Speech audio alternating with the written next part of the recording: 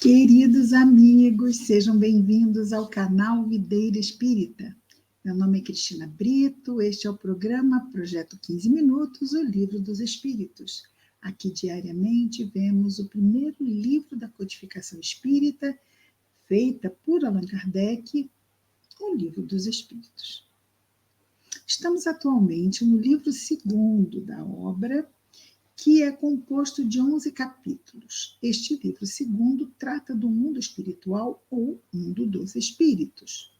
Estamos no capítulo 5 desses 11 capítulos, que trata sobre considerações que Kardec vai tecer, baseado nas informações dadas pelos espíritos superiores, sobre a pluralidade das existências, tema do capítulo 4.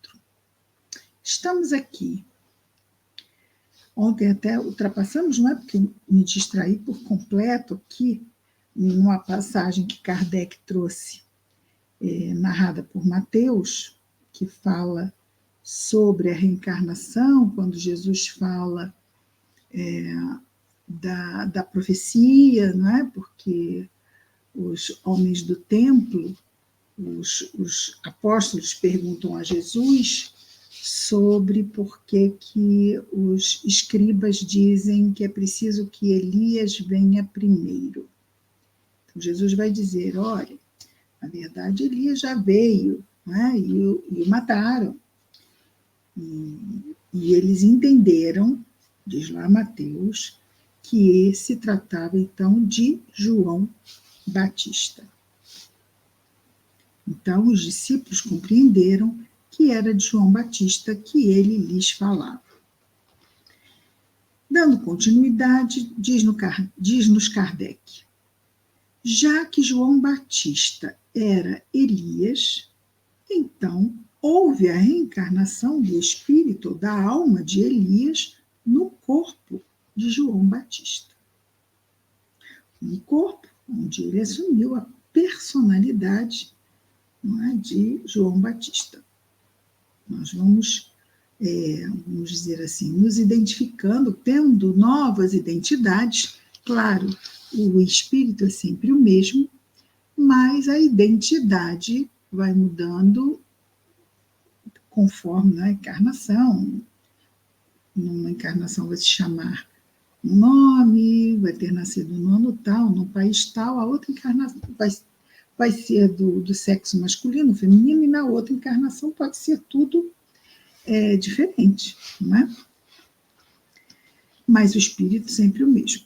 Então, já que João Batista era Elias, então houve a reencarnação do espírito ou da alma de Elias no corpo de João Batista. Seja qual for, aliás, a opinião que se tenha da reencarnação, quer a aceitem ou não, nem por isso se deixará de sofrê-la, desde que ela exista.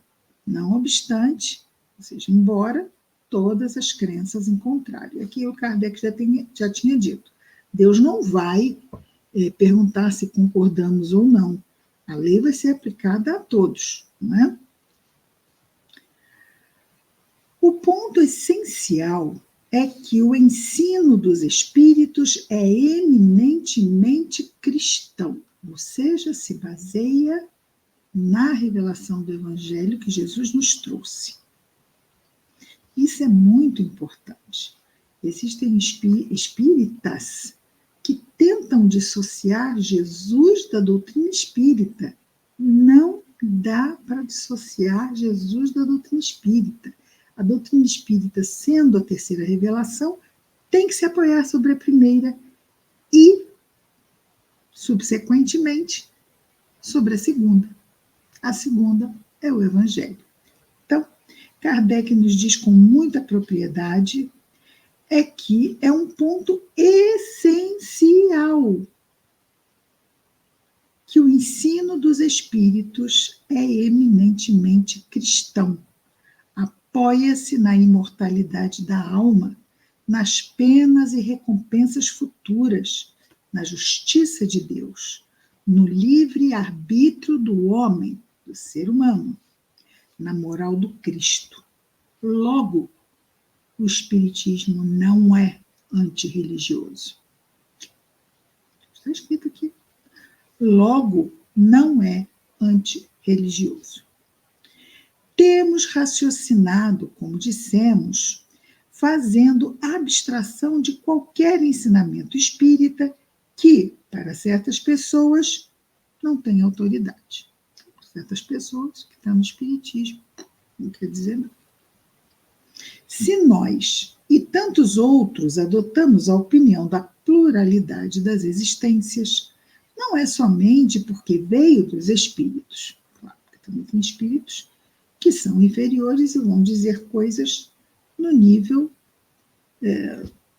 em que se encontram moralmente, não é? Mas esses são, que trouxeram a doutrina, espíritos superiores, espíritos que compõem a falange do espírito de verdade, que é Jesus. Ai, Cristina, por que você diz que é Jesus? Nós temos mensagens no livro, no terceiro livro da Codificação Espírita, o Evangelho segundo o Espiritismo, que são assinadas pelo Espírito de Verdade. Na Revista Espírita, que a maioria das mensagens é publicado primeiramente na Revista Espírita, nós vamos ver essas mesmas mensagens que no Evangelho segundo o Espiritismo são assinadas pelo Espírito de Verdade, lá na Revista Espírita, que é uma revista que Kardec publicou de 1858 a 1869. E mensalmente, publicada mensalmente. E nessa revista espírita, essas mensagens vinham assinadas por Jesus. Então, por isso que é importante também estudar a revista espírita. Nos livros da codificação, ele, vamos dizer assim, muito difícil chegar com uma obra, essa obra composta pelos livros básicos da doutrina, não é? Pelos 5 volumes da doutrina espírita, que, à época, confrontavam a doutrina católica, que era a doutrina religiosa vigente. Sendo assim, não houve uma omissão estratégica, eu considero assim, que foi importante. Não estava sendo... Porque realmente ele também se assina, não é? Espírito de Verdade, na Revista Espírita, mas com esse adendo, não é? Identificando quem é esse Espírito de Verdade. Muito bem. Vamos continuar aqui.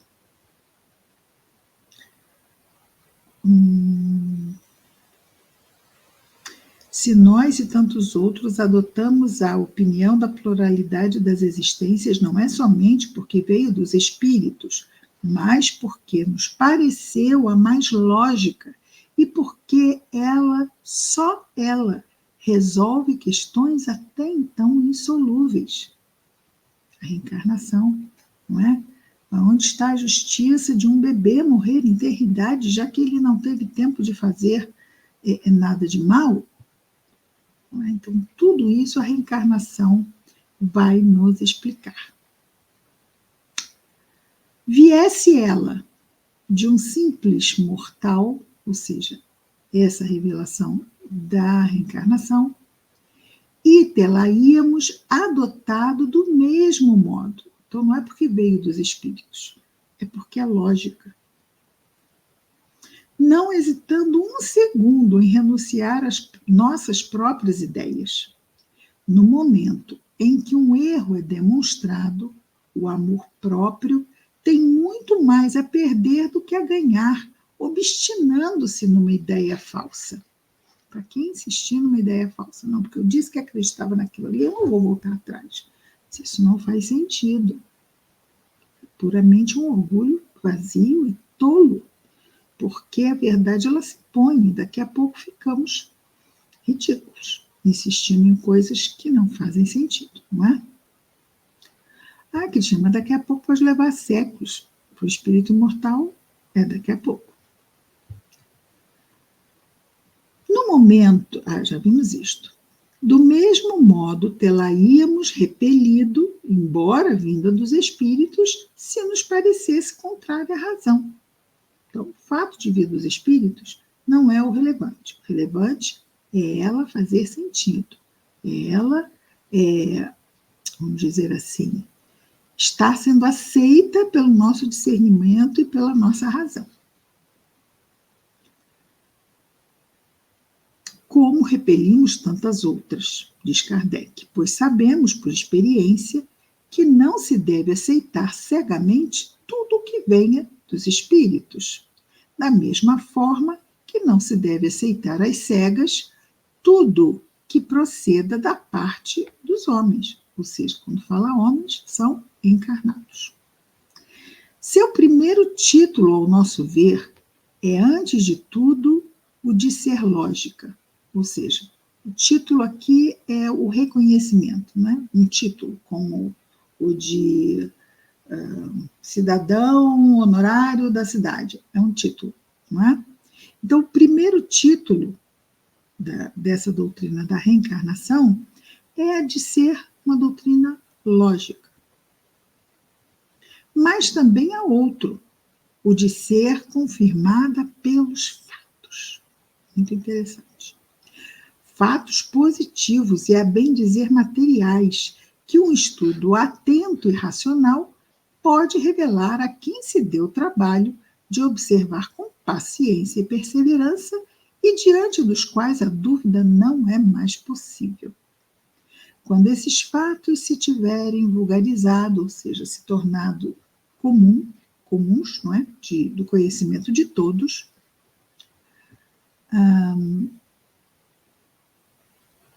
como os da formação e do movimento da Terra, se tornaram também comuns, forçoso será que todos se rendam à evidência e os seus oponentes, os que se opõem à ideia da reencarnação, se verão constrangidos a desdizer-se.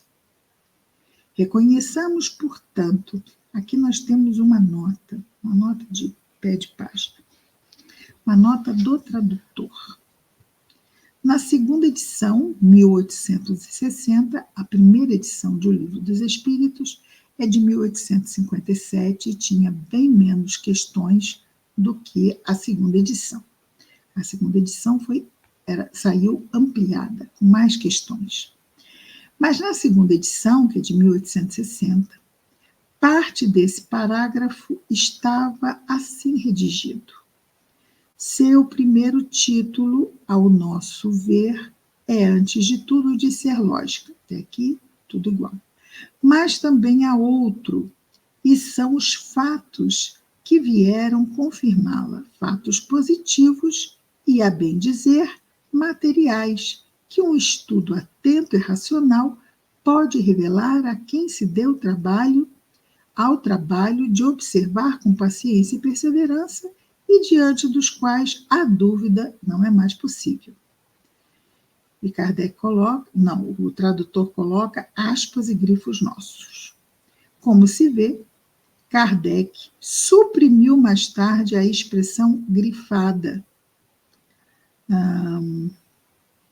conforme se pode constatar na quarta edição, também de 1860, e edições seguintes de O Livro dos Espíritos. Vejamos aqui.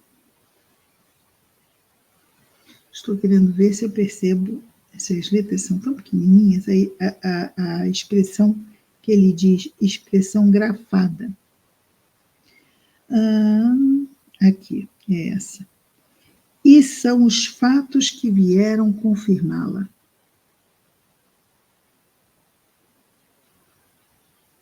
Vamos ver aqui em cima. Que não está aqui. Muito bem, exatamente. E esse trechinho, que são os fatos que vieram confirmá-la, não está na primeira, ou melhor, Está na segunda, mas não está... Calma lá. Está na segunda, mas não está na quarta edição. Essa tradução, se eu não me engano, é da quarta edição. Vamos confirmar? Vamos ver aqui.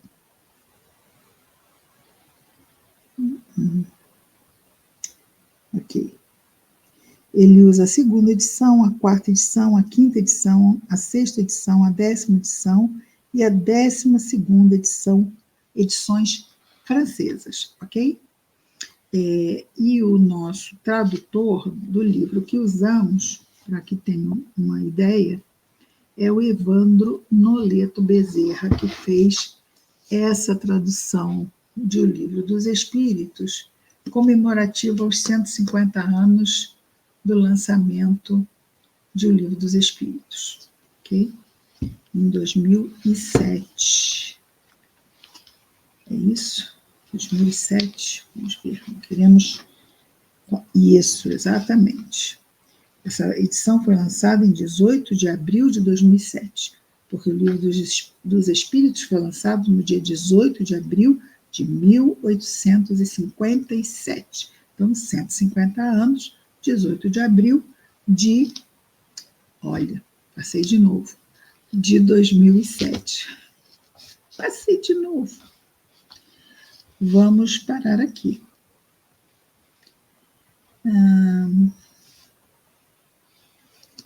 É isso. Paramos aqui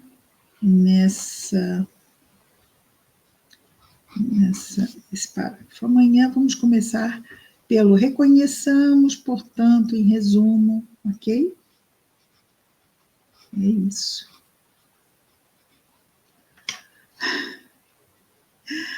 Até amanhã, vamos continuar com o nosso projeto 15 minutos, o Livro dos Espíritos. Muita paz a todos.